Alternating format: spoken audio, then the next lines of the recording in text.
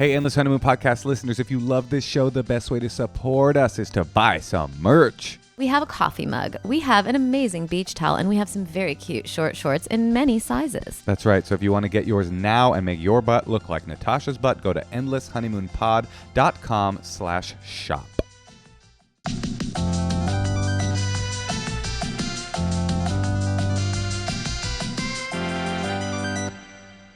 Welcome to the Endless Honeymoon Podcast. My name's Moshe Kasher. I'm Natasha Leggero. And back by popular demand, the people have spoken and they wanted more Anthony. Our friend Anthony Jeselnik is here. Hello, Anthony. Just here to help people. How you guys doing? Good. Thanks for coming by, Anthony. I was thrilled to come by. When you said it was a Zoom, I was like, okay, I enjoy doing the podcast. I'll do a Zoom. But when you invited me over, I thought, great. Well, how often do you get to see people in person these days? And this is, we consider you a dear friend. So we said, come over. You'll sit in our backyard in the first cold evening in Los Angeles in over a year. Which I'm thrilled by. Yeah, and you kind of have a throne. You look amazing. How are you? What's going on? Thank you. I'm good. It's been a strange day. My brother, just like 20 minutes ago, texted me. He was about to come out here next month. We were setting up like a wedding, a small wedding for him and his fiance, who I adore. And they decided they wanted to do like something really small instead of a big family thing. And thought they'd just come out here and they asked me to officiate their wedding. And I was like, yeah, I'd love to officiate. But then they were like, no one's going to be there. It's just us. And I thought, well, that's You only wanted to do it if you had an audience? Well, I assumed when you asked me to do it, it's because you have an audience. And then I can like make jokes and make it fun. And then when it was just them, I thought, I'll still do this. I want to be a part of it. You're right. You can't really make jokes. I mean, I could, but I was like, I've got to. You'd seem pretty sad. I was worried that I would offend someone. You know what I mean? Because like I love them both. I'm excited they're getting married, but I love my brother more. You know what I mean? So most of the jokes would be on her. Oh, so I don't want to ruin her wedding. She's your You target. just roast her, who you adore. For sure. Well, I talked to my brother today, and he wait. Let me finish. The point of what they canceled it. They're not coming out here anymore. I'm not officiating anymore. Did they check out your stand-up and kind of get a little nervous? The families, both sides of the families were mad that they weren't included, but I was. Hilarious. So it was like they didn't just go and elope and say we have the signed document. They were like, no, we're going out to see Anthony and hanging out in Malibu on the beach. And they were like, we don't get to come to this. So he said it wasn't worth it. So now. But why wouldn't they? Wouldn't they invite them? Because they were like, if we invite one, we got to invite 500, and they just didn't want to deal with it. I think after the pandemic and everything, they didn't want to have a big wedding, and it's her second wedding, so she was like, I'm cool just going to a courthouse or something, and so I think that's what they're going to do now. Did you have a lot of jokes set up about her first marriage and how it didn't work out and stuff like that? Oh yeah, that's where I started. Right, of course. I mean, that's first thought, but there's a lot there. I had a big bit about how like till death do you part, and I hope it's you, Rochelle, because I love you both, but he's my brother. Wait, but that would be so funny if you were performing that for nobody. Mm-hmm. For a wedding photographer who's not supposed to laugh. Actually, my brother officiated our wedding. I know, he did a great job. He did a great job, and I don't bandy about accusations of joke thievery, but he had a very similar bit about Natasha dying before me. So I don't really. Yeah, I mean word for word a little bit. So you're accusing him of retroactively stealing my joke? Yeah, that's right. Or me like at the trying to. You were at our wedding, right? I was not. You weren't? I was doing a show. Okay, but we invited you. Yes. Okay, thank God. That would have been. Moshe spent the year after we got married apologizing to people who he'd see out that he didn't invite Nothing them to but our I felt wedding. guilty. I did. You should, but you can't tell people that because it just brings it up. They forget. We learned No, that. my brother cornered me afterwards. Actually, I don't know why my brother's such a big topic, and he's like, "Was it you? It might have been you. I don't remember." Somebody said It was your wife cornered you. Well, I think of you as you're like a brother to me, and so Natasha was like, "You have to stop apologizing. Like, you can never do that again." And I mean, you told Ron Funches you were sorry you didn't invite him to our wedding like 5 times. Well, I mean, listen, he's the guy's the host of Ultimate Slip and Slide. Like, I needed that. Did you guys go to his wedding? No. Okay, so then who cares? No guilt. I never have any guilt, any hard feelings on not being invited to a wedding. I never get. You guys were like, someone asked me if I get invited to a lot of weddings, and I can only remember you guys inviting me to a wedding and not being able to go. But I've been to one other one. Megan Gailey had me at her wedding. But I have good, dear friends, people that I would consider dear friends, that I find out they got married years after the fact. I'm like, wait, you have kids? Well, they don't. I thought we were friends. They don't just not invite you. They don't inform you that they got married. No one tells me. That's pretty rude. Wait, I understand. I'm not the wedding guy. You would be fun at a good. I mean, listen. Some weddings are awful, and when I don't get invited to a wedding, I feel like they did me a small favor that I don't have to pay money to buy them a gift and also pretend I'm having a good time. But I have to say, our wedding was a banger. Our wedding was awesome. My cousin keeps rescheduling her wedding. Right. They keep having this, like, in the height of the pandemic, we got an invitation to her cousin's wedding that was just like at like a mansion in New Jersey come on the one, beach. come all, no restrictions, masks out, baby. I mean, it was so crazy. And then didn't somebody get COVID? They got the husband, the man she was marrying got COVID, and then they stopped it, and now. But I would go to, COVID makes me not really want to go to a wedding. Yeah, I hear So that. my brother lives in Illinois, and I talked to him today, speaking of brothers, and he explained to me, he's the one who lives in a van, and he explained to me, he's like, I was at the gas station minding my own business, and this guy walks by, and I say, hey, brother, could you wear a mask? And the guy goes, I'm going to fucking kill you, according to my brother. So my brother said, okay.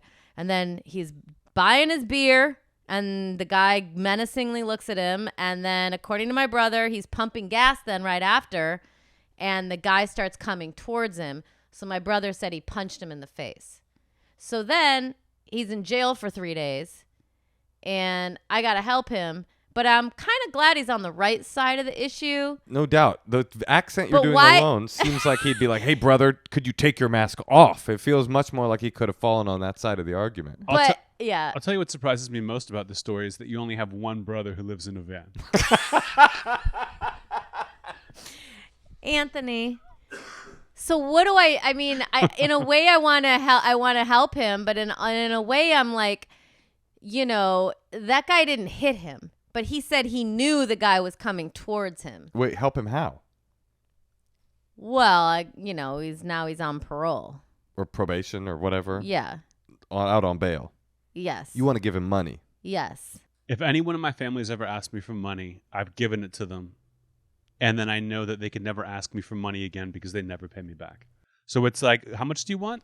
Write the check, and then that family member is off the board. I like this. You say to the family member, yes, I'll give it to you, but only as a loan. You must pay me back. Yes. And then you'll never hear from them again. Give them just enough money to wash the van.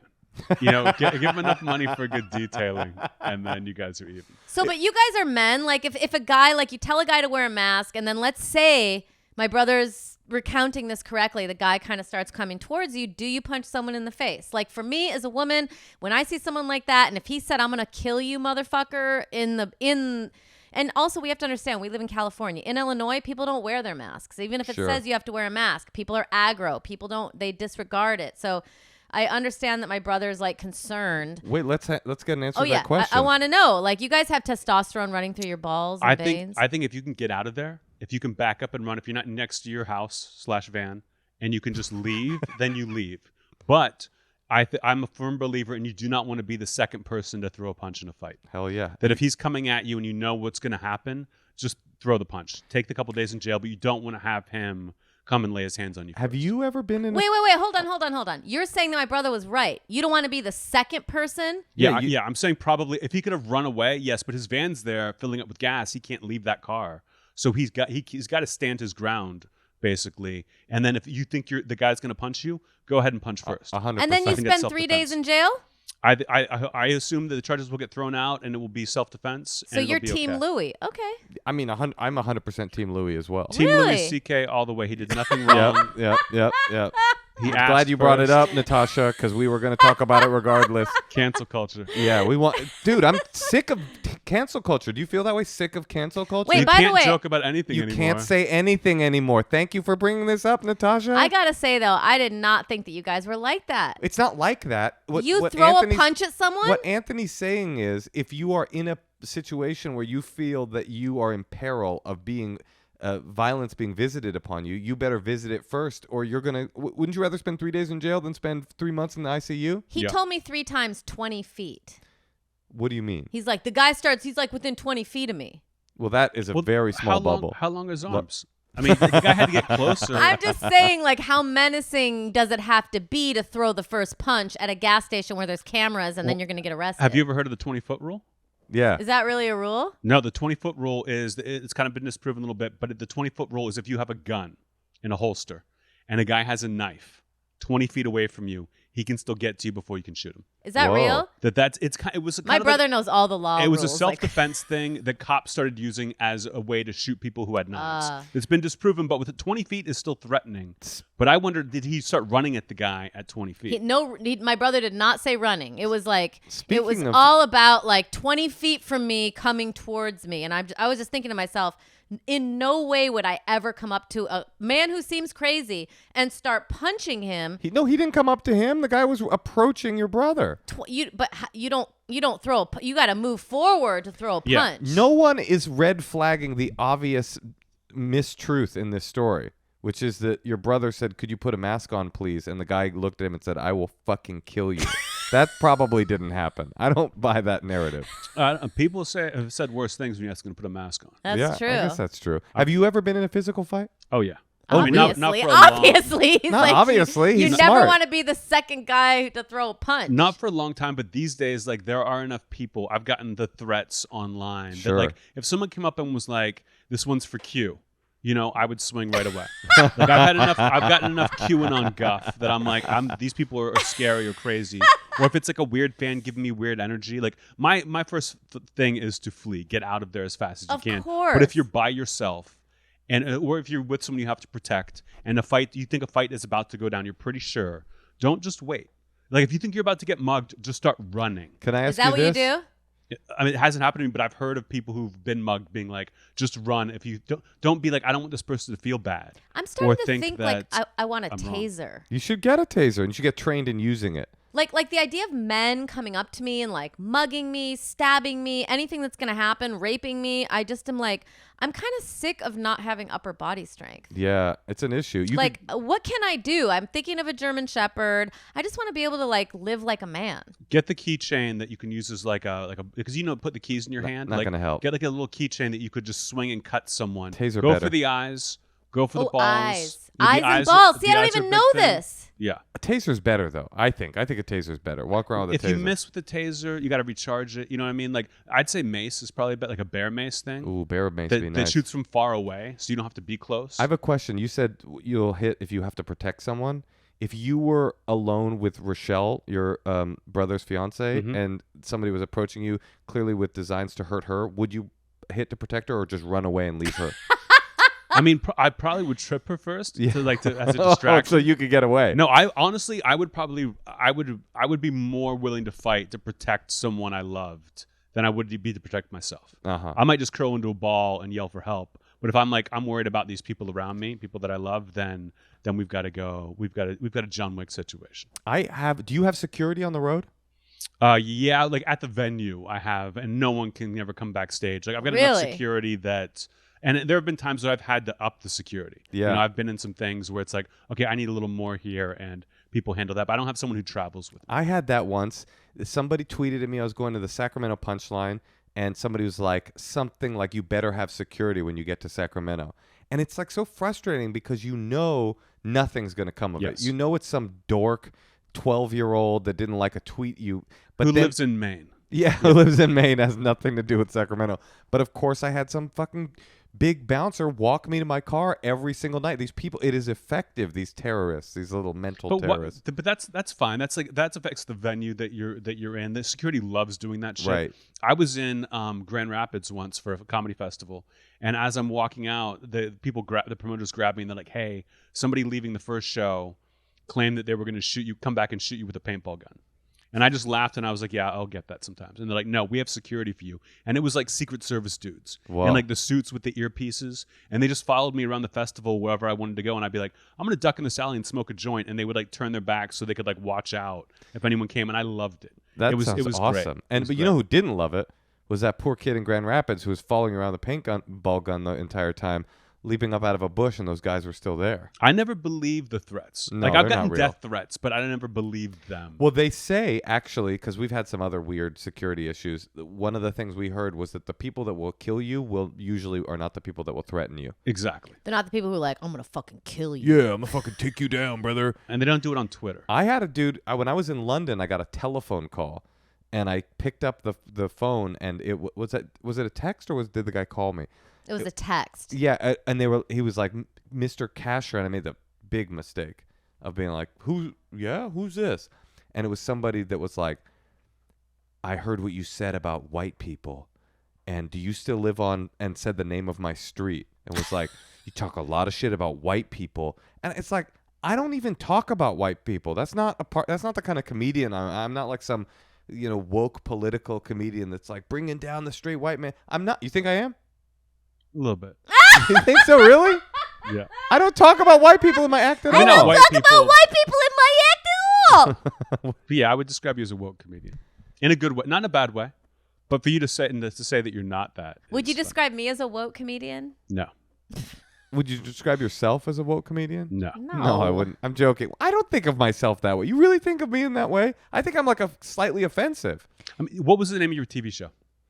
Well, that was too woke. Problematic. I'll be honest. The show. It was antagonistic toward the kind of people who get angry at woke comedians. It wasn't supposed to be. It was I don't feel I knocked it out of the park with what I wanted that show to be. I loved that show. Well, thanks. I wanted it to be this sort of boilerplate like dialogue. Like our podcast. Yes, exactly like the Endless Honeymoon podcast. Dialogue between factions, and I wanted to be somewhere in the middle. In the end, I felt like it was perceived as, or I misproduced it as, being a little bit too politically progressive in a way that I wished it hadn't been. I wanted it to be more of an argument and less of a polemic. Well, I have to say, I've started watching these YouTube like arguments from the 70s about the women's movement, about... That's what I wanted it to be. But it's so fascinating. Like everyone used to discuss every angle to every side, and you can start to see their side, and and it's like the most educated people debating it. Like there were these William F. Buckley show. It was called like Firing Line, and it was like on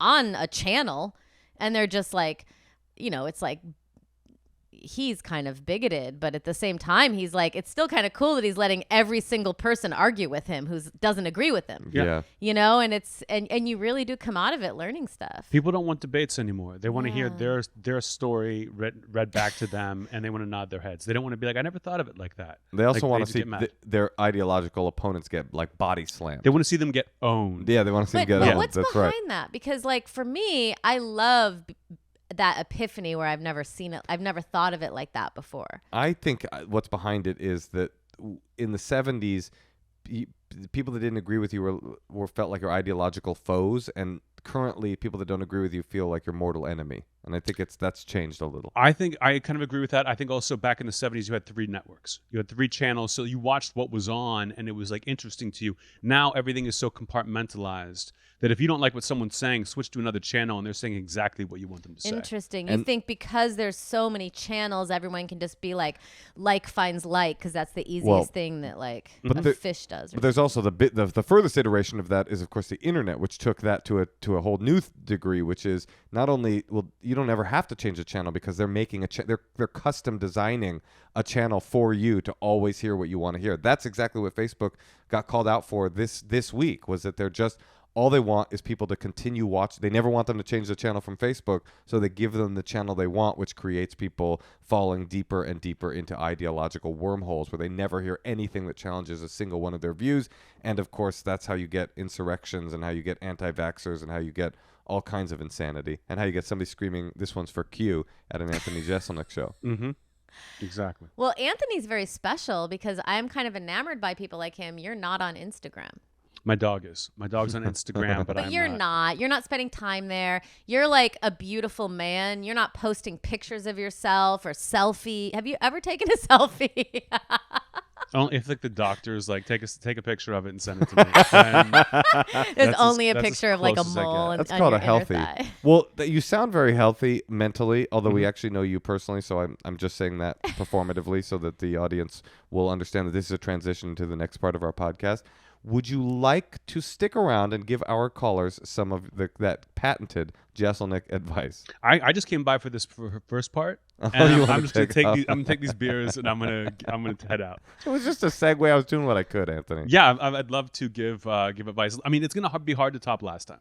Yes, last time was pretty incredible. That I was, because I'd never listened to the podcast before. I didn't know what would it be like, but it seemed like you guys were blown away by your great advice. No, by just the calls by the people we talked to and their problems. Like they were worse than you guys expected. Well, this time we actually asked people to reach out directly if they wanted to talk to you. So maybe this will be more specifically geared towards the kind of thing that you can help with. This is going to be all QAnon people. Let's see what happens. I mean, I assume that our producer would have filtered them out, but then again, who knows? Do you have like a lot of QAnon enemies? Yeah, because of like doing jokes about child molestation and some like veiled anti-Trump stuff that they came at me hard. And then I was talking to this executive one day, and he goes, actually, I've seen like your battles with QAnon, because I always just retweet them, and now they're off Twitter basically. But this guy goes, there's the most popular QAnon podcast. The host actually told their listeners, "Hey, leave Anthony Jeselnik alone. He's just a dark comedian. Wow, not one of the bloodsucker vampires like Biden." And he like pauses, like, "Isn't that great to hear?" And I go, "You're in QAnon." Yes. Like, why else would you be listening to that podcast? 100%. That is crazy. Yeah, it was really, and he was just like, I gotta go. Is QAnon still a threat? I thought we were like. You know what? I read seems it's like it's receding. They shift. They change for the times. I read an article yesterday about now they have a new tactic, which is that because they've been forced to retreat from the public eye, they're now like underground cabals protecting against children that have been had their custody stripped from their parents and given to their grandparents. They see that process as a part of like the proof that the cabal is like moving kids around and the government's involved. So they've become a network. This is of abduction, like an underground railroad for abducting children who have been removed from their parents because their parents are mentally unstable and put in the custody of their grandparents or of some guardian. They will literally kidnap the kids and like shuttle them through an underground railroad of weird QAnon people to get them out of the like bad lizard people that are watching the kids. And it made it all the way to France. So a fake internet political conspiracy that was about American politics and Donald Trump has now metastasized into this weird physical abduction network in France and throughout Europe. It's pretty fucking twisted. That sounds great to me. It's a nice way to see the south of France for sure. Yeah, I wish my grandparents were here to experience this. Wait, what are they shifting into? It's like the alt-right. All this people were talking about the alt-right, and then they just stopped using that name. And they kind of like changed these. It was a good name. It made him sound kind of cool, I guess. Yeah, they just sanded the edges off so that you can't really call it. If you say like you're a Nazi, they're like, no, because it's like, well, we don't mean literal like World War II Nazis. We mean this, but you just have to. It's like remember global warming? It's like, no, you got to call it climate change. Right. Remember they called it the greenhouse effect? That sounded so nice. Yeah, but you could argue against it in an easy way that it just became like, oh no, now let's just call it climate change, so it's more all-encompassing. What will the alt-right be called then? And I guess I have it at, because alt comedy, I just feel like alt is always like, oh yeah, they're like, that's why I said it's aptly, it's a good name the alt-right. for a bad thing. Yeah, but alternative doesn't necessarily mean like Alternative Nation on MTV was great. I don't think Kennedy was fucking trying to kill anybody. No, of course. But although she was anti-immigration, but no, I just think that they're worried about the press. They're always worried about the press, and they just don't want to be labeled that. So they just change what they are to avoid the link. You don't see a lot of Pepe the Frog pins anymore after Richard Spencer got jacked in the face. Well, the other thing that happened with the alt-right was that immediately they congealed into this group, and then half of the group looked at the other half and were like, oh my God, those guys are really fucked up.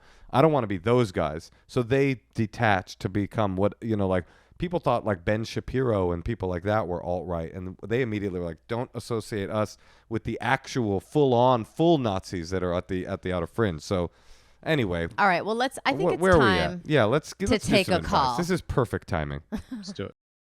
Okay, now we're going to call Zach and MJ in Manhattan. Ooh. I feel like I kind of miss. You lived in Manhattan, right? Yeah, a couple years. It was like college. Once I was done, I was like, I'm never going back. Unless I'm on like living on Central Park. Zach. Mm-hmm. Hi, Howdy. Zach. MJ. It's Natasha and Moshe. And noted child molester Anthony Jeselnik. Don't say that, even as a joke. It's our friend Anthony. He's does very dark jokes. He's a brilliant comedian. They know who I am. Yeah. I wanna wish you a happy Octo No Child Pornober, Anthony. Thank you. Thank you. What's that? Octo No Child Pornober was a thing when my podcast was on Comedy Central.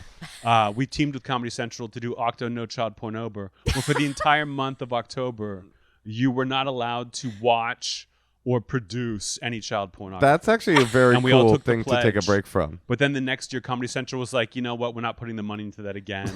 And so now it's kind of gone away. But I appreciate you keeping the spirit alive. Talk about great titles. Yeah, no, that's like Sober October, but taken to kind of an even bigger challenge to abstain. Yeah, an almost impossible challenge. Wow, unbelievable. So how can we help you guys or gals? Well, we are going to get married.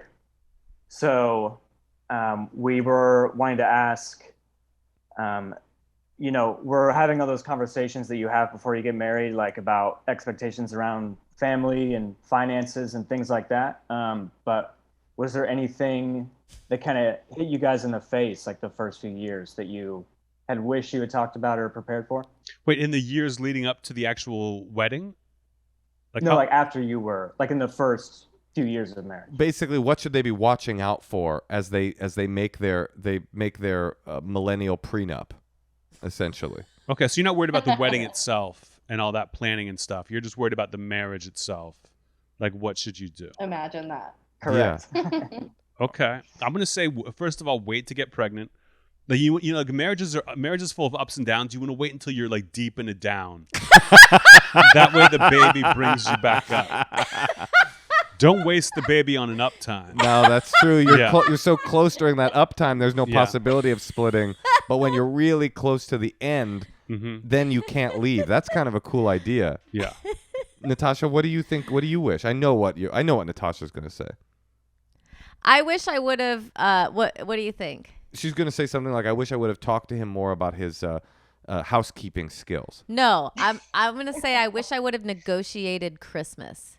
Oh, fascinating. I didn't know that. Or like some sort of appreciation, because now that I have a kid, I'm like, oh, I wish I could like share with her like Christmas was such a big part of my childhood and my life. You want Christmas back? No, I don't want Christmas in any kind of spiritual sense, just like in like a cultural, like this is who I am. We always had Christmas. And just have it be like not just a light celebration. I Zach, guess. you're a Jew, I'm assuming. Are you a Christmas celebrating Jew? Yeah, I'm a Christmas celebrating Jew. Most of them are, but Moshe's not. So I just wish I would have I coaxed him into having one child because he thought he wanted to have like two, and that worked. But I could have coaxed him into Christmas. I just wasn't thinking. What are your concerns? What are you worried about? Do you have any things that you're worried about? Any sticking points in your negotiations? And MJ, do you talk or is it just Zach? Sometimes I talk. I don't think we have concerns at this point. We're concerned about what we're not concerned about. Yeah, you want to know what the questions you're not asking and what you want to do. Yeah. Honestly, I always think it's cool when people, before they even get married, start seeing couples counseling. I'm dead serious. And just go in and talk to someone before any problems come up of like, how do you handle fights? Maybe you guys haven't been together that long and you don't know how to handle a fight. When you're married, you can't like just run away. You've got to deal with it. So find out how you're going to fight. Find out maybe like the thing is like, we're definitely going to have sex once every day, whether or not we're talking or not, just to like keep things on the up and up, or these are kind of some ground rules. And I think a couples counselor who I've never seen, a couples counselor would help. Just being like, we're about to get married. What should we know? What common mistakes do you see? What should we ask? And just keep on checking in. Once every 2 weeks, have like a thing where you talk about like the problems, like the highs and the lows of that week every Sunday. And that's how you kind of check in with each other to keep things in the present. I have a lot of friends who get divorced because they get married and think the work is done. They're like, oh, we're married now I can just focus on work. And that's not the case. You're still like, you're going to be fighting with each other for the rest of your lives. So, or one of your lives. So just figure out how you're going to deal with that. Wait a minute, Anthony. Where did this come from? It's funny. Before this, I just talked about my brother and his fiance were about to get married and elope out here in California, and both families got so upset they weren't going to be included that they just canceled it. They're like, we're just going to get a piece of paper signed, and no one gets to enjoy anything, even them. You got to think about that. But this sounds like a post-wedding situation. You guys already have that planned out, and you're just thinking of like that day one when all the relatives are gone and you're stuck in a house together, thinking like, was this the right choice? Or did we just do it out of fear during COVID? Wait, I just meant that was really sincere and good advice, Anthony. I didn't expect that from you. I expected some zingers. Trust me, it's all building to something. Okay, great. Let me ask you two, what do you fight about now? What is your most common disagreement about? Our only big fights have been whenever we're out drinking and then something gets taken out of context. We haven't had we don't have a recurring household fight, if that makes sense. Right. Do you get upset when she if she's too verbal in public, or do you hey, no talking, you know your role or whatever? Does that happen? No. No. Okay. Good. Who gets mad at who? Is it one of you gets too drunk and starts acting a fool, or actually that's the only option? I think we take turns. Okay. Oh, you guys are well suited. What's your poison? Mm-hmm. What's your poison? What do you drink when you go out? Margaritas. Okay, then you might have to switch it to beer. Wait, you both? I'm sorry. Wait, you we both? wondered if it were the tequila. You both go out and you both drink margaritas? We're from Texas. Oh, okay. I guess that sort of makes. Yeah, okay. I guess that makes sense. I mean, here's what I think. Okay, now if I'm going to be sincere, is it's impossible to prepare for the fight that you don't know if you're going to have, because marriage is not static and things change, and the thing that you're preparing for now will not be the thing that you ought to have prepared for 5 years from now. Marriage is elastic, and it moves and it changes, and from year to year, month to month, things are different. You guys are changing. Eventually, MJ, you'll find your voice and you'll be able to sing.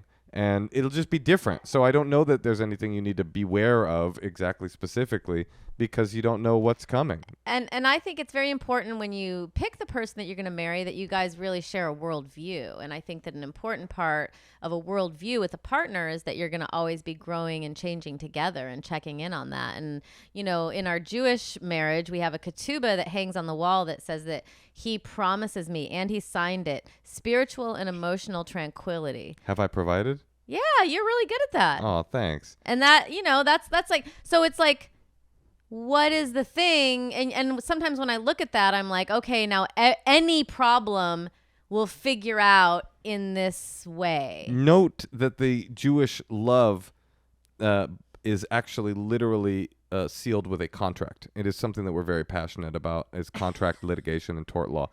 The other thing I was going to say is that if you don't have a worldview that you share, Anthony and I would like to introduce you to, well, there's a government operative inside some of the deepest channels of our current government. His name's Q, and he's actually a patriot fighting for us. Where we go one, we go all. Right, Anthony? Mm-hmm. Yeah. That's right. I would also recommend separate beds. I think that can help a lot. Separate beds, and pick the 3 celebrities you're allowed to have sex with. It's not cheating. Get that out of the way before the actual. Maybe make it part of your vows. That way, everyone knows what's up. Not just explain who the celebrities are and why they're all me. I was just going to say, you gotta have reasons. Wait, Anthony, I was going to say, if they want 3, if it's 3 celebrities, you could just pick us, I mean, I don't quite qualify, but yeah, I feel like Natasha and I together are one. I think you'd rather do me 3 times. That would be hard, huh? I mean, there's more variety here, but more virility there. That's maybe. a red flag right there. If you're if you ask your partner, who's your 3 celebrities you'd like to cheat with, and they say the same person 3 times, you're like, oh, so you want to fuck that person. Yeah. You guys, good luck. When's the wedding? Within 18 months. And Zach, how did you propose? Did you propose? And how did you do it? We're not engaged yet. We're going to elope. The fuck? Get You the guys fuck just out of wanted here. to talk to us. Okay, we have more Yeah, get important lost. people Go to watch help. more child porn. Bye. Bye, you guys. Good luck. Thanks. Bye. That was the classic, I'm a fan of Anthony Jeselnik. I want to get on the phone, on the old horn with And him. right away they start pitching him his bits and They were plugging my podcast. I appreciate that. Do you want to plug your podcast? Yeah, JRVP. JRVP. what's it stand for? Jeselnik and Rosenthal Vanity Project. But just if you just type in JRVP, it comes up. Okay, I love it. Yeah. All right. Well, let's do one more call. Let's see if this next couple has an even more dire situation that they need to get with. This is going to be my mom for sure. Now we are going to talk with Rachel in Minneapolis. Hi. How you doing? Good. How are you guys? Good. It's Natasha and Moshe and our friend Anthony Jeselnik. Hello all. Hello. What's going on? Not much. Yeah, just a little tired, but Well, thanks for staying up for us. We can hear that. We can hear the Minnesota lilt in your voice, and that really makes us feel good. I think it's as I drink more or as I get more tired, it comes out a little bit. Oh, you become more country. I like that. Well, I don't know. How can we? There it was. Do you hear it? Yeah, that's how my mom talks. Too. Is that right? She's from Minnesota. Do you know her mom by any chance? I don't. All right. Well, how can we help, Rachel? What's going on? Yeah, I wrote in because I trust your guys' advice, although you're both hilarious. I also think that you guys give great advice. What about Anthony? Do you trust him? I assumed I was part of those too. Okay. He was leaving out one of you guys. Anthony, you as well. However, I have not heard you give relationship advice, but if they brought you on, I trust you. Okay. Are you familiar with Anthony's work? Not a lot. No, I'm sorry. Okay, this will be fun. Great. You're about to get an education. First advice, listen to better comedy. Yeah. Okay. Got that. I'll write that down. Get yourself a Netflix account. You're going to love it. All right. So to sum it up, I'm looking for a long-term relationship with a woman, and I have not had a long-term relationship ever. I'm 32. And just due to COVID, due to not really wanting to go out anymore, not be on the bar scene and stuff, I've resorted to dating apps, which are a great tool sometimes, but after a while, I just haven't found any quality women on there. And so I guess I'm just kind of looking for what you guys think as to, I guess my friends kind of think I'm too picky or I should give people more of a chance, but I just have been trying to go with my gut, and I don't know. Then I'm just then alone still. So just kind of looking for, I don't know, other ways to meet people, or if maybe I'm doing something wrong with the dating apps or really anything. All right. At this point. I love this question. And I guarantee there are more people out there just like you than you think. You think you're like some alien where everyone else is like going out and getting it on and having one night stands. But I think a lot of people are just like you. Everyone who's on a dating app is just like you. I would say I would either get off the dating app or I would change your profile to say, I am looking for something long term. I'm not here to hook up. And if there are people out there who want something long term as well, it's got to be chemistry based. So let's meet up for coffee and see how and take things slowly, because my end game is a long term relationship. You say that on your profile? If I was on a dating, which I'm not on a dating app, but if I was Right. and I was looking for that, Yeah, you're I would right. be just brutally honest. Because you would save so much time. And Yeah. so you'd fuck so many fewer people. I mean, Exactly. one of the And just say that and then say no uggos. yeah, that's You don't a good want one. any That's really uggos. good. Because the other thing is I just feel like the gay community, especially, I mean, Minneapolis is it's a city, but it's not huge. So it's everybody's kind of connected too. So it's if someone is just looking for something casual, then I'm just kind of well, maybe they have friends and I can at least meet some people and Well, unfortunately go for to you, something I maybe wouldn't go to. I don't know. So unfortunately for you, one of the classic stereotypes about women that date women is that they're terrified of commitment. So it's going to be very difficult for you to find a long-term relationship in that milieu. Making a little joke didn't He's work. being ironic. Swing and a miss, Anthony. I know that the gay community is notoriously bad at setting people up. They only care about themselves. They're not oh, you got to meet our friend, the way that straight people are oh, you're single, let me hook you up with our other single friend. But I know that Is that true? Yes. Interesting. And my dear friend, one of my dear friends is married, a long-term relationship, met her at a lesbian bowling night. Literally there are events that you can go to that sound stupid and are just you can go and have fun just bowling and not think about it. And if someone comes up to you and taps you on the shoulder and introduces themselves and you're oh, you seem like my cup of tea. I think that's the way to do it, because there's no pressure. You're not in a bar. There are no lesbian bars. You know what I mean? There really aren't any, because once lesbians couple up, they don't go out. no, there's one that's 2 blocks down from my house that's dead now. It's closed.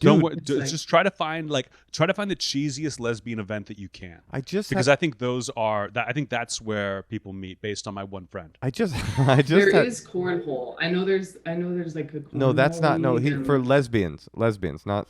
not gay guys. But now that one's funny. No? No. All right. Well, listen. I just had a revelation when you were talking, Anthony, which is that it's such an advantage to be gay in every way, obviously societally, systemically, and oppression-wise, but with what you're talking about, because nothing sounds lamer than straight singles bowling night, but nothing sounds cooler than like the lesbian bowling gap. Like it doesn't sound corny or weird or cheesy at all. It sounds like, well, that sounds kind of fun. I wish I was invited. Like it's such a different vibe. I hope I can fit in. Yeah. Than these like desperate straight singles events, which you wouldn't want to be caught dead in. Because I feel like I would run into, because one thing was when I'm on dating apps, like you just naturally get a younger crowd. And then my friends are like, you need to stop putting your age below like 27 or something. Because it's like, I mean, that's who's on dating apps. I get it. But like bowling night would probably have older. Yes. But the dumber, the better. Like a library having like a lesbian book reading series, like go to that. Like go to things where you're kind of out of your comfort zone, but you can enjoy the experience without having to look for someone. Let people look for you. There are people there, and then whoever blows your hair back, that's who you give a shot to. Because on a dating app, you have no fucking idea. But that's so awesome. Yeah. Oh, go ahead, Natasha. And before you do any of that, I think it's really important to figure, because your friends are like, oh, you're too picky. So that's a weird thing to say to someone, because you're like, wait, am I supposed to be like liking people that I'm not into? Like, I don't know if I'm there. Exactly. So I think that it's really important for you to really think about what are your like top 3 qualities. And if it's like something, you know. I'm sorry. No, go ahead. I want to ask something on that. You kept saying that the women that you're finding on these apps are like not up to snuff. What is the problem you keep encountering? Describe the non-keeper that you are meeting on these dating apps.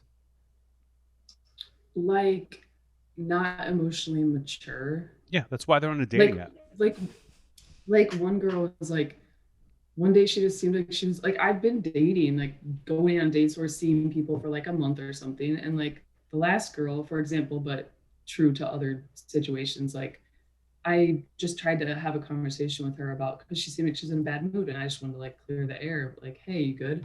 And she like couldn't like she got defensive just because I was like trying to have a real conversation with her. Yeah, I was like, that's a bad person. But I mean, but I will say though, if you've been doing this for a month and you still haven't found someone, give up. Yes, it's not going to happen. You mean give up generally, or just give up on the apps? Give up on generally. Yeah, like, stop dating. Get some cats. Yep. Get some cats and call it a career. Yep. Like, what age are you looking for? Dog, so. What would be the perfect age for you? I honestly would rather date older. Okay, so someone like late 30s. I mean, so Anthony's onto something. You're saying you want somebody in your late 30s, but you're going to a club where the majority of people are going to be in their early to mid 20s. That's already a flawed plan of action. Yeah. You sound like you want to get picked up, and you want lightning to strike you when they pick you up, and that's how you want to feel it, which I fully support. That's how I do my business. Just let them come to you. I feel like a therapist once told me that as well. Yeah, and let them come to you. Unless they knock you back on your heels, don't waste your time. Don't give people second chances to make that great first impression that you're like, oh, I want to try this for months. You know, if you're on a coffee date, and by the end of that cup of coffee, you want to get the hell out of there, listen to yourself, because you are right 99% of the time. That's when my friends are like, well, you never give people a chance. And I'm like, but I didn't even want to have coffee with them. So. Well, here's what I will say, Rachel. Because I relate to you. Well, first of all, I wanted to say, when I said buckle up, and Anthony said you're about to get an education about the comedy stylings of Anthony Jeselnik, this is what we meant. He's going to recommend lesbian bowling night. He's going to give you really heartfelt advice straight from his heart to yours. So just that's what the kind of shit that you sign up for when you become a Jeselnik fan. But I relate to you because I also was about 32 and had never been in a serious relationship. And at a certain, I don't know if you're feeling this, but at a certain point, I stopped being able to believe the lie that the problem was that I was being unlucky in love. And I started having to go, okay, if the only constant in my dating life is me, then there's something inside of me that isn't quite ready. That even though I want it, I say that I want it, and intellectually I want it, something about me is, and mine was a little different, but it had the same mechanism, which was pulling the escape hatch. Like I would be out immediately. So like I had to kind of go and go into therapy and go into figuring out who I was and what it was that was driving me, so that I could figure out how to get out of my own way when it came to dating. Like the kind of corny saying is, you know, you have to be the one to find the one. Like it, and they would say in AA, it's an inside. What? I'm shaking my head. I think your logic is flawed. I'm married and you're single. No, I think you were a piece of shit, and then you met Natasha Leggero. Your therapist had nothing to do with it. You were like, I gotta lock this down and change myself as you got older. You're kind of right. You want to meet the one. What you're kind of right, Anthony. But in order, I do thoroughly believe in my heart that if I had met Natasha 5 years earlier, before I did the work clearing out the kind of potholes on the road to me finding love, I would not have been able to answer the call. I really do believe that. But there is some logic to what you're saying, because I did all this work and I was still being a piece of shit, and piece of shit, like meaning extremely promiscuous and not doing the kind of behaviors that a person who's like gearing up for marriage would be doing. And then the minute I met Natasha, I was like, okay, well, I'm done. This works. So then I was like, maybe I was just waiting around for the right person to hit. But I, in hindsight, think I had to get ready too. I was clearing out stuff. Mm-hmm. And I think that's true. You got to like prepare yourself, but prepare yourself to meet the one. And if you think they're not the one, you're right. Don't think like, oh, I've got to stick around for another month to make sure. Just move on to the next one. That's why like I keep going back to bowling night or like a basketball league, whatever it is, where you're just around a bunch of people. If you're in a room with 20 other women who kind of fit your description of what you're looking for, chances are someone there is gonna be worth your time. But you need to put yourself in those situations, and an app is the opposite of that. You know, a bar is the opposite of that. Well, they're definitely not in my house either. So, Tosh, thoughts? I mean, I think that you boys have given her good advice. What would you say? Well, because you've dated some fucking losers. I don't think you should lower your standards. I think you should figure out what's important to you. And if it's not age, if you don't care how old someone is, if they're like super smart and funny, then maybe find a way to like expand maybe those people aren't on dating apps. So you might have to like think about where you could meet someone like that. Cause or maybe you want someone, I don't know, that's why I think it's really important to think about what is a deal breaker. What's a non-negotiable to you? I think you're gonna feel that. Like you don't need to know you don't need to be like, is it A or B? And when they answer, the deal. I think you're gonna get a feeling talking to that person, the way that they make you feel. You just need to get in front of a group of people and gravitate towards the one, because I don't think you know what the one is. You just know what they aren't. Yeah, and in the lesbian community, it's very like people have types, and people are femme or butch or this or that, and it's like, well, if I met the right person, it might not be what I have in my mind. So I think you want someone kind of funny and cool and like, Well, yeah. And I think that don't make Natasha's mistake. No, but I'm extremely cool. I will say though, like the thing that Anthony said to say on your bio or whatever it's called, like, oh, and also if you're not interested in a long-term relationship, don't fucking DM me or whatever. Like, try to say that, but make it like do something funny at the end. I actually try to be like slightly funny in it too, so like you can kind of say. I mean, that's what I would do. I would say what I wanted. Well, and that's what I'm attracted to as well. Like when I'm looking at. Yeah, I wouldn't do the bio thing. You have to do a bio online. I wouldn't do the bio where I'm like, I'm looking for love and marriage. Are you down? Yes or no? Because it's like, to me, even if I was looking for that, I'd be like, this person seems like sweaty. I'm out. I'm swiping the other way. But I think Anthony's advice about finding unusual places where, and again, I still am like blown away by how much cooler the idea of a lesbian bowling night or a lesbian book club or like queer culture has this advantage that it doesn't feel like desperate or loserish to go to one of these events. It feels like, oh, this is a cool safe space. Community, a safe space where you can go hang out. Whether or not you're trying to pick up on people, it could be just a cool place to hang. Any version of that where it's a bunch of straight people, it's just all you can picture is like dorky loser guy desperately looking for woman, and like so it's a huge. I feel like you've got this mega advantage, Anthony. That's another score. Listen, you're in Minnesota. You have a WNBA team at your disposal. They're Get all I was waiting. just watching that while I was waiting for the call. Yeah, I was actually get just season watching. tickets.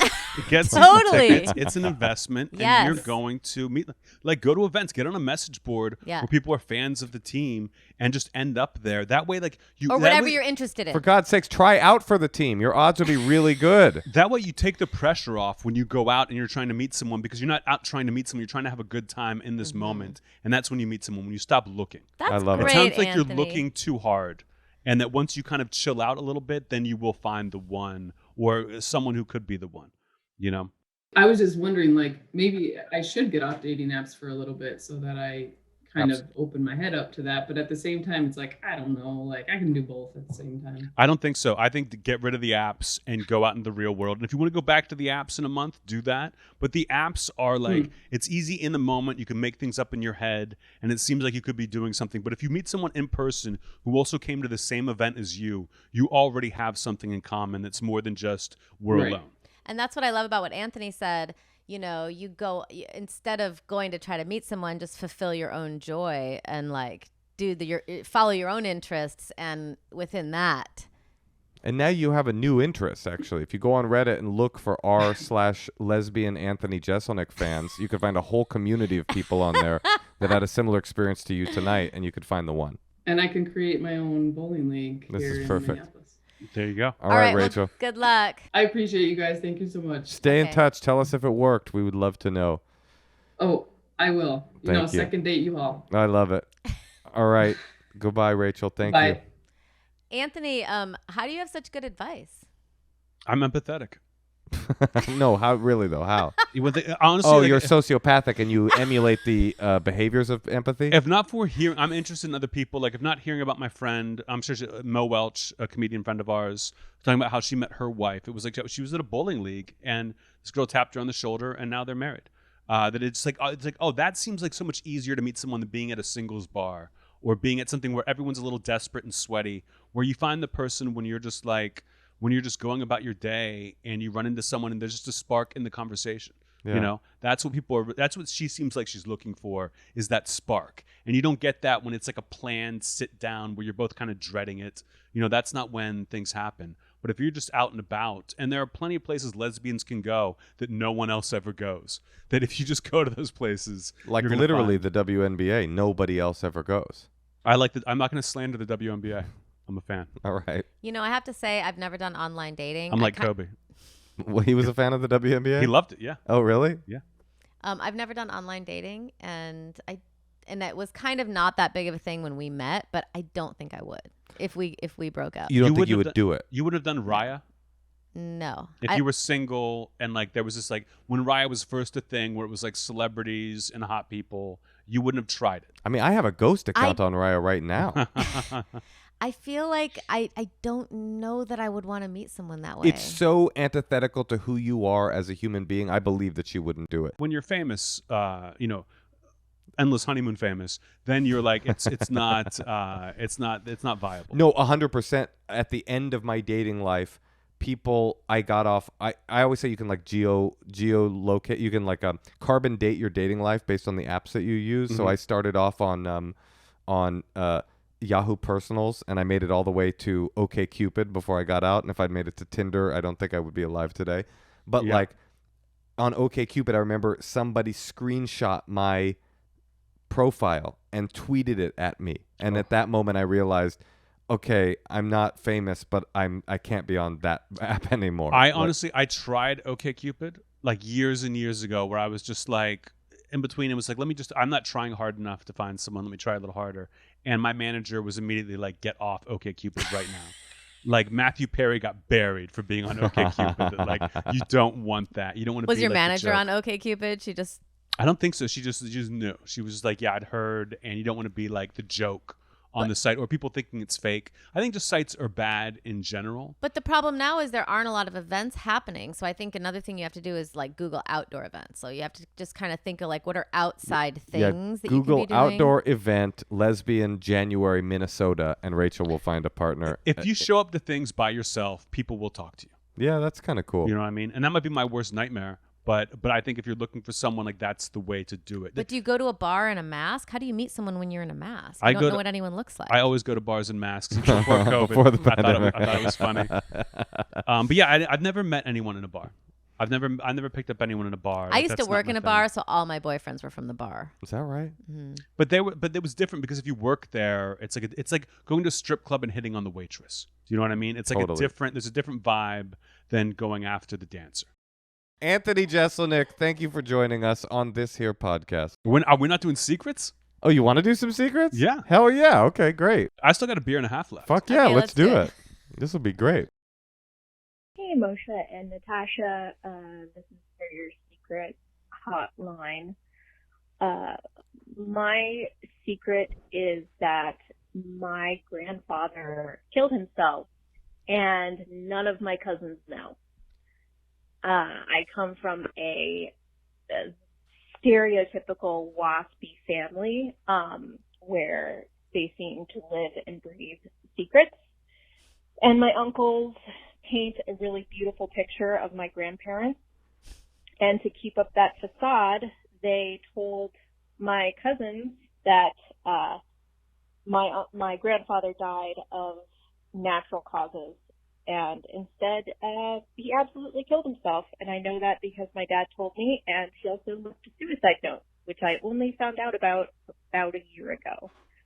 I'm really tempted to tell my cousins because I feel like this is relevant medical information, but I also don't want to hurt my relationship with them or hurt any family relationships.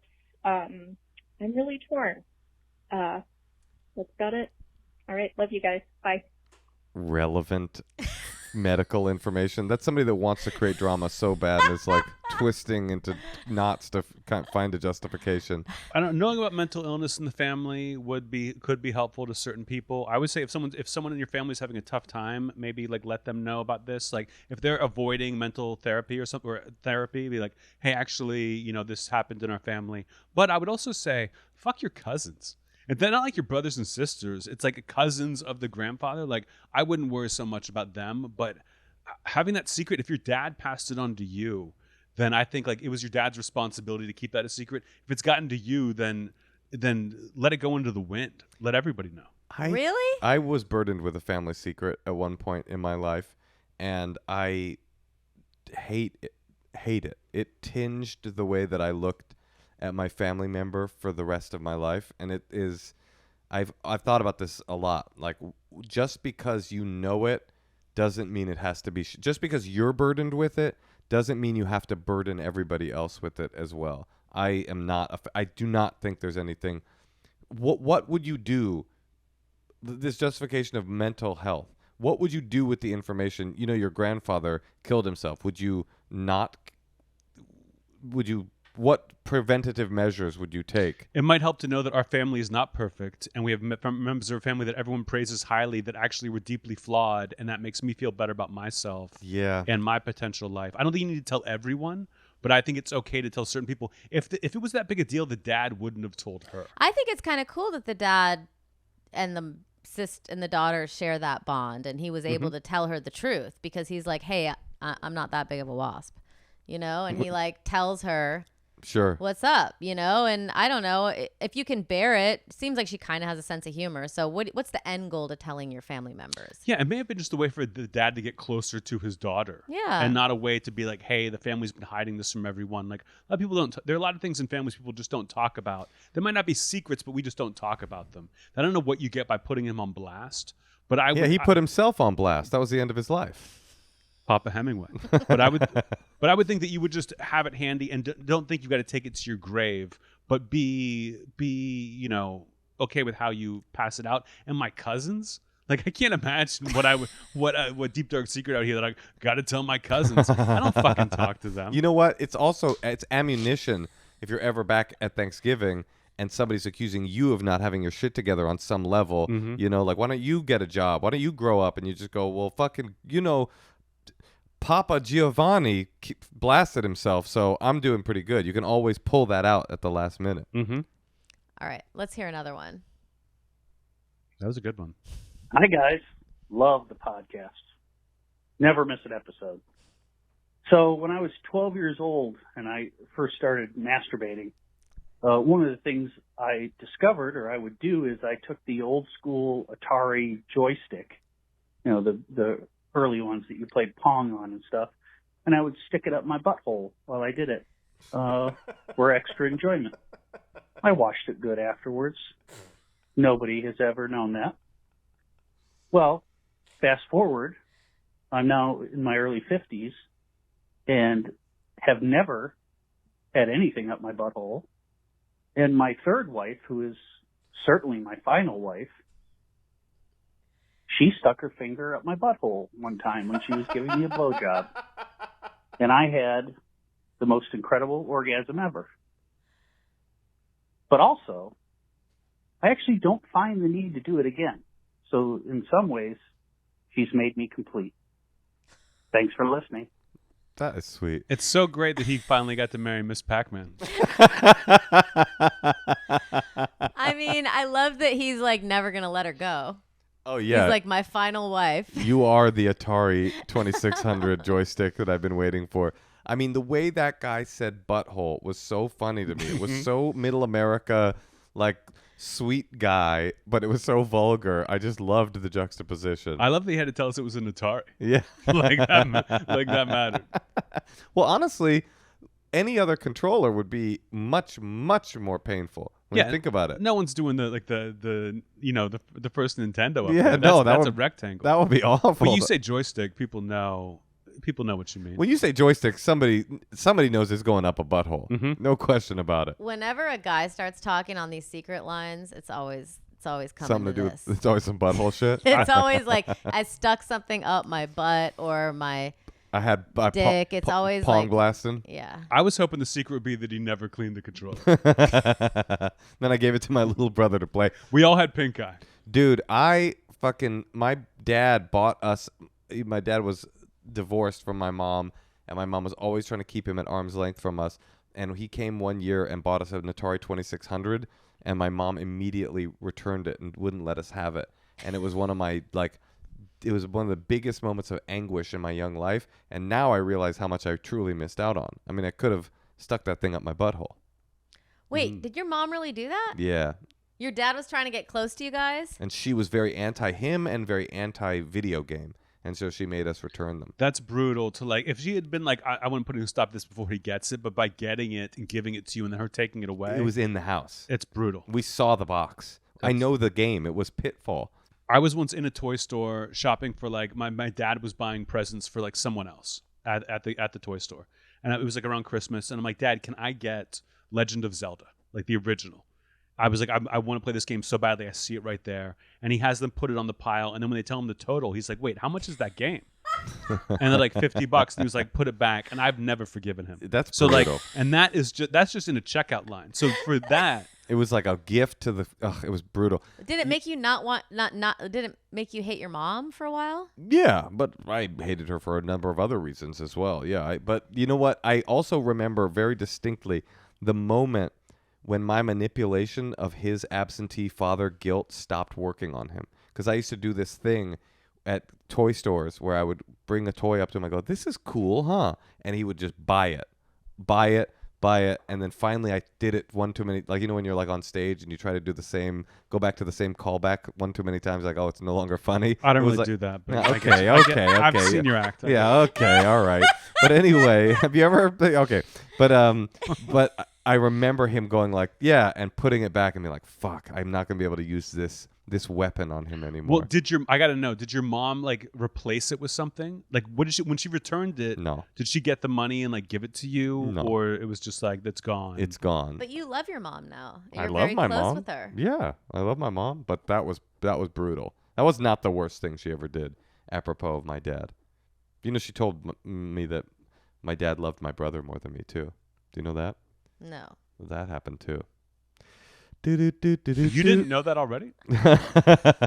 I kind of did, actually. But our moms. To be honest with you, I kind of did know, and so it was a double insult. It's like, yeah, I was like, bitch, I know. I want to stick up for the moms in the 70s. They didn't know what they were doing. They were all coming out of this. Divorce had only been legal for, Sure. It hadn't even been that popular for a couple of years. Like, yes, rich women always were able to get divorces, but not everyone. Right. And so I think that, people didn't know what the fuck they were doing. They married some guy they met at a restaurant or the beach or something, and then they had 3 kids right away, and then they're like, that guy's a fucking loser. Does seem like you wouldn't have to know what you were doing to know that was probably a bad idea. What? Telling the kid, your dad loves your brother more than you. Oh, no, I know. I'm just saying, like, That's revenge. Yeah. Oh, that's for sure what it was.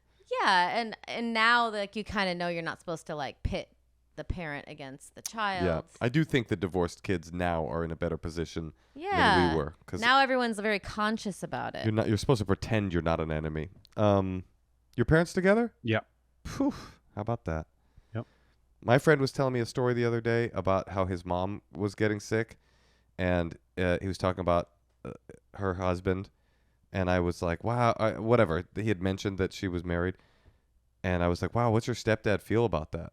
And he's like, my stepdad? Why would you assume I have a stepdad? That's my dad. And I was like, I realized I grew up with literally nobody with 2 parents. I didn't even know they had real dads. All right, shall we play another secret? Let's try for a sad one. Do you have a sad one? These have all been pretty sad.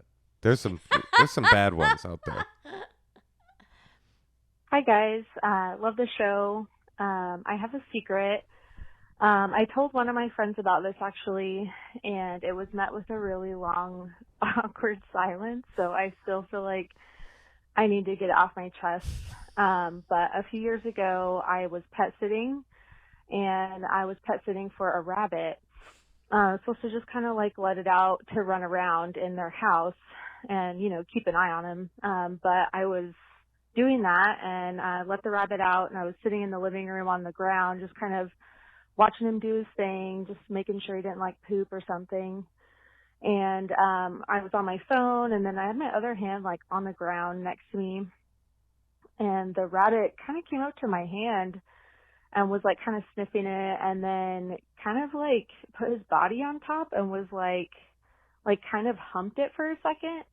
And I don't know what made me do this. It like all happened so fast, but I have no idea what I was thinking, but I just like made a fist, and next thing I knew, I felt something like going into the center of the fist, which turned out to be a very tiny rabbit penis.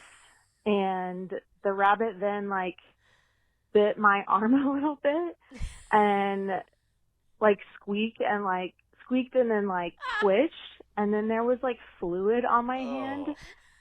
So a rabbit had like sex with my hand, I guess. I was really shocked and like was like, what the fuck? Like, I hope they don't have like a sitter camera or something like that. It was very weird. I couldn't believe what happened. It all happened so fast. The next few times I babysat the rabbit, it was really weird. And yeah, that's my secret. Okay, thanks. Bye. I mean, I think your friends were judging you by how you told the story. If you're just like, I had my hand down and it came up and I had my hand making a fist on the ground and the rabbit like humped my hand and I think it came in my hand, then that's a funny story. But if you're like, so I moved my hand in such a way, like it's like you're participating in this. She immediately was like, you know what? I love animals enough to like, instinctually. That's where it gets like.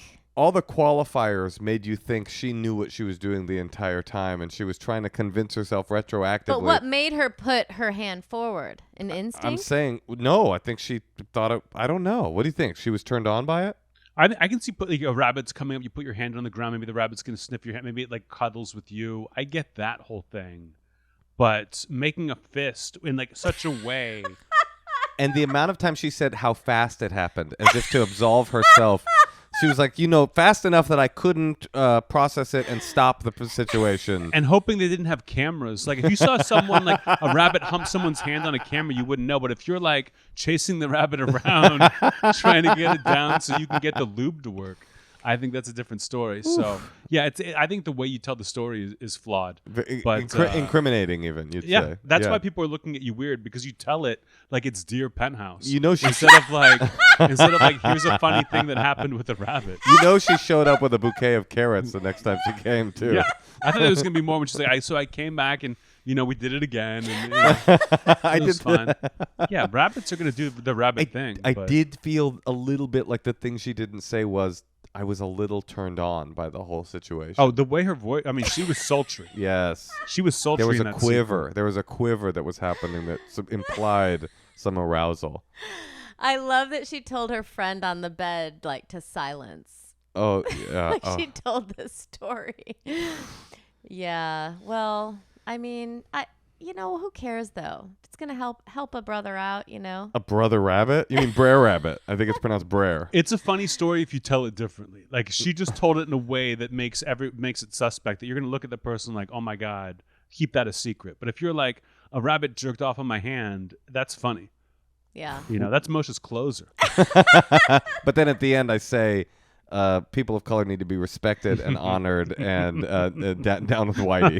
I gotta say though, I would have never done that. And if I accidentally saw that a rabbit was jerking off on my hand, and I felt You the would pull liquid, away. I would pull away and scream. Yeah. For sure. Doesn't sound like she did that. And I would not come back to watch it again. I'm like, you know what? I'm done. You're like, I don't think I can Two more make times. it. Yeah. She's like dressed up. It's Happy Easter. I'm out. Happy Easter. So listen to Anthony's podcast. Yes. And do you have a tour coming up? No. I'm doing shows in LA until I get the new hour, and it's taken fucking forever.